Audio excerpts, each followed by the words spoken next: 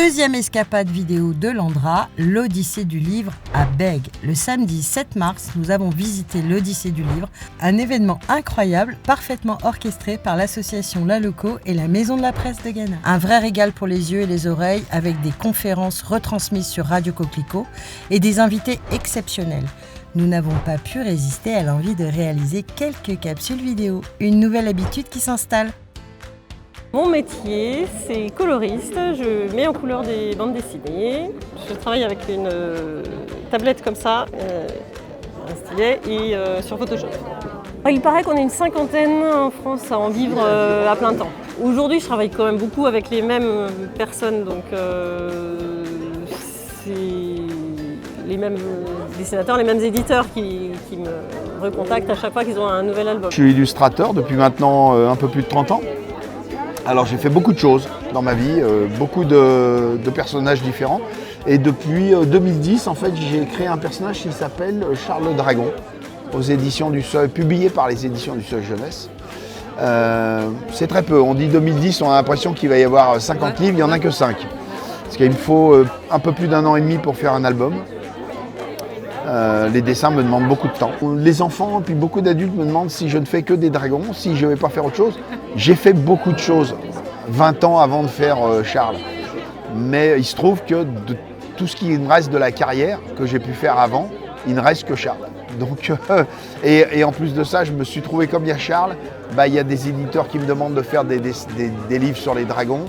Donc un livre en enchaîne un autre, mais je pense qu'il y en aura d'autres qui vont arriver qui seront un peu différents maintenant.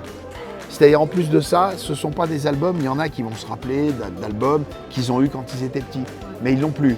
Là, j'ai des gens qui non seulement se rappellent, mais en plus de ça, c'est dans leur bibliothèque. Ça fait 12 ans, 15 ans que c'est assez fascinant, quoi.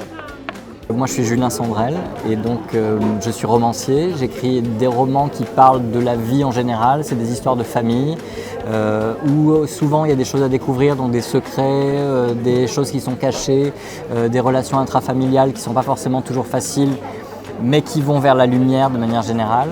Et en fait, j'ai écrit donc 8 romans. Chacun de mes romans aborde des thématiques de société qui, moi, sont importantes pour moi et que j'ai envie d'essayer d'explorer et de transmettre. Donc mon dernier roman, Le jour où Rose a disparu, ça parle de violences faites aux femmes. Donc c'est une histoire qui est ancrée dans la réalité, même si c'est une histoire fictive. J'ai d'autres romans qui parlent d'autres sujets. Celui-ci, Les étincelles, parle de lanceurs d'alerte dans le domaine de l'environnement.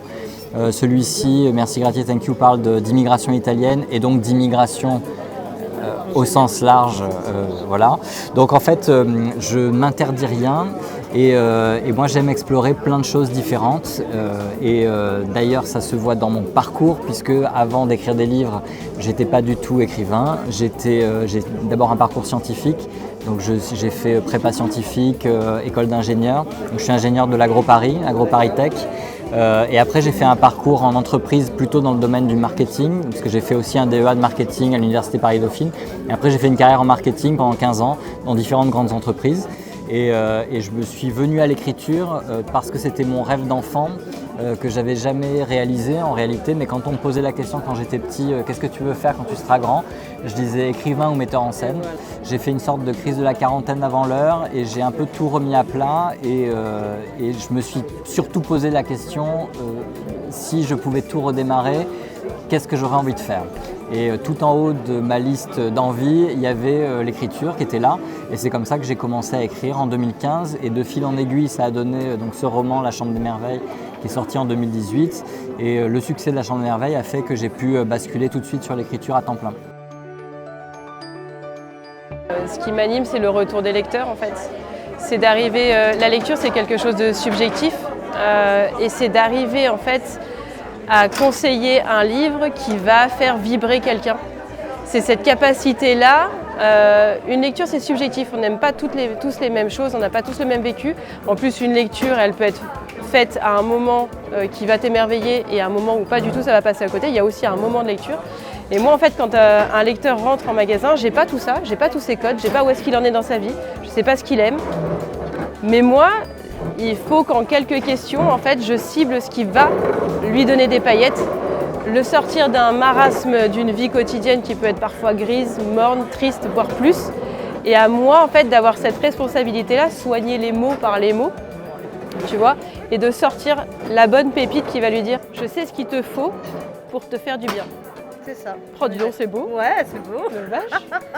C'est ça qui m'anime. Ouais, mais clairement. En tout cas, c'était un super beau moment. Merci beaucoup. Je t'en prie.